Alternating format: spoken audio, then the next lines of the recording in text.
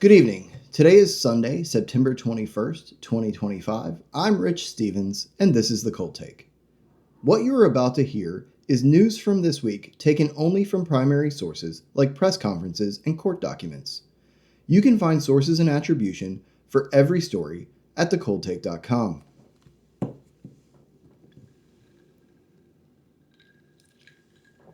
We begin with politics. On Monday, President Trump signed an executive memorandum directing his cabinet to establish a Memphis Safe Task Force with the objective of reducing violent crime in the city. According to the FBI, Memphis had the highest per capita rate of violent crime in the country in 2024. President Trump then traveled to the UK on Tuesday for an official state visit.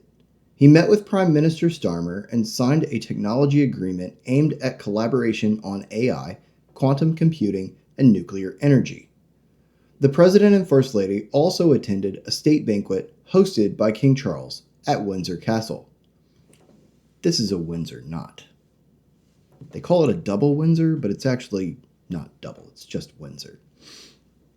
On Friday, the President finished a busy week by signing a number of executive orders and proclamations, including establishing National POW MIA Recognition Day, restricting H-1B visas by requiring a payment of $100,000 as a condition of approval, and establishing what he's calling a gold card immigration program that prioritizes immigrant visas for individuals who donate $1 million to the United States.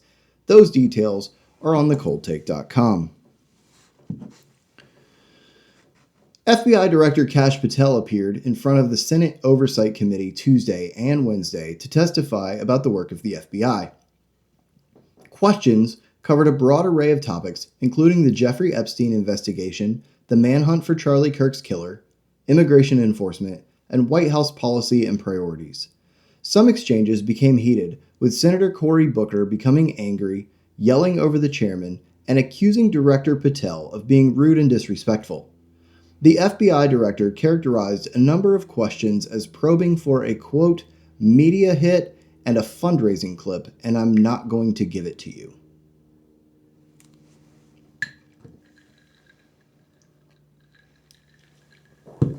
An even more heated exchange occurred Thursday during a House Oversight Committee hearing on policing in Washington, D.C.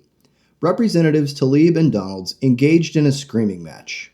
It's insane. 15-year-olds It's a bunch insane. of criminals? It's insane. Oh, Do I look like a member of the Third Reich to you, Miss Tlaib? Please, Is that what I look like to you? I think it's radical and I think it's insane. And I'll respect everything that you say. But to say something like that to myself and all of my colleagues is way out of line. It's okay, right? That is not how it It's goes. okay, right? You hold yourself accountable before you talk about Hold Washington, myself D.C. accountable? Keep Washington, D.C. Hold your out own of self mouth. accountable. How Keep about it out of that? your mouth.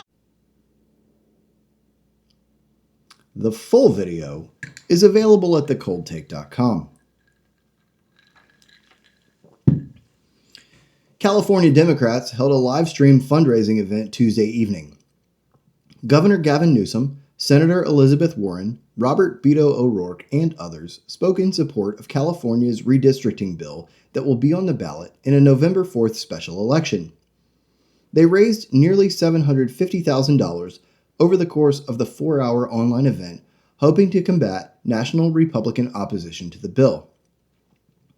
Arnold Schwarzenegger has openly opposed the bill, which sidesteps the bipartisan redistricting committee that he supported during his tenure as governor of the state. The full online event is available at thecoldtake.com. Also in California this week, Assembly Bill 1127 was passed and sent to the governor's desk. The bill makes the sale or transfer of any, quote, semi-automatic machine gun convertible pistol illegal. This effectively outlaws new sales of all modern Glock pistols.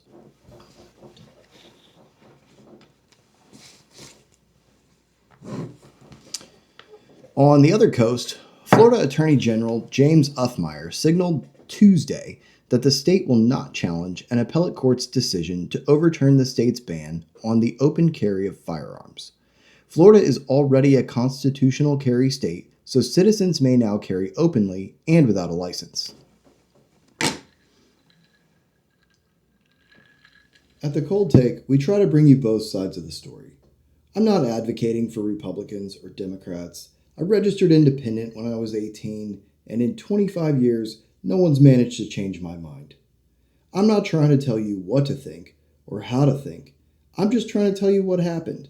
If you like news like this, hit the subscribe button, share with your friends, and leave a comment.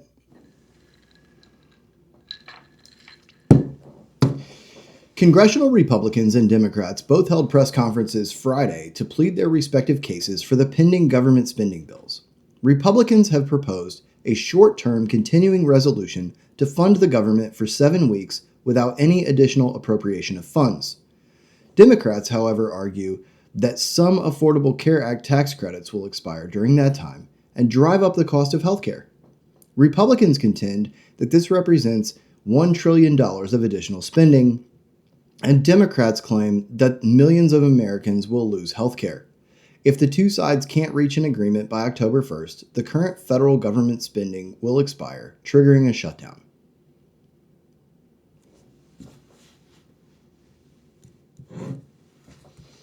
Accompanied by a deputy sheriff, 5 York County, Pennsylvania detectives attempted to serve a warrant on a 24-year-old suspect, who then fired on the officers. 3 detectives lost their lives, and 2 were injured and hospitalized. Police believe the subject was there to harm the residents. The details of this event are too complicated for the length of this video, but you can read more and see the complete press conferences at thecoldtake.com. The man accused of killing the CEO of United Healthcare last year appeared in court this week. The judge in the case dismissed terrorism charges, stating that the state had not met their burden. Crowds gathered outside the courthouse demanding his release. He faces additional state and federal charges and could still face the death penalty.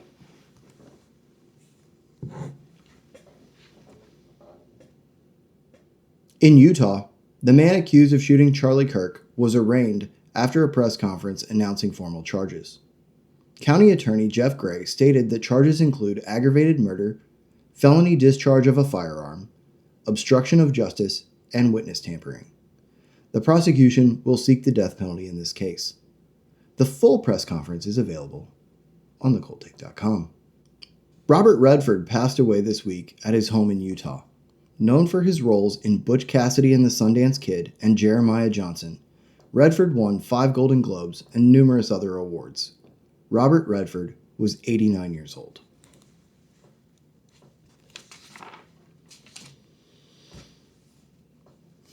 Moving to finance and markets, Fed Chair Jerome Powell spoke Wednesday following the release of his announcement that the Fed will lower the base interest rate by a quarter of a point to between 4 and 4.25%.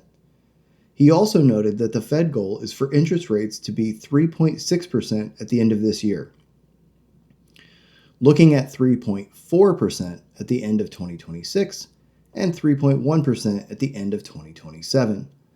This is not a plan, but only a projection by the Fed.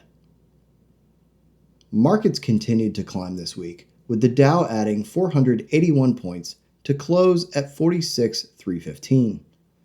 The Nasdaq added 490 points, a 2% gain, closing at 22,631 on Friday.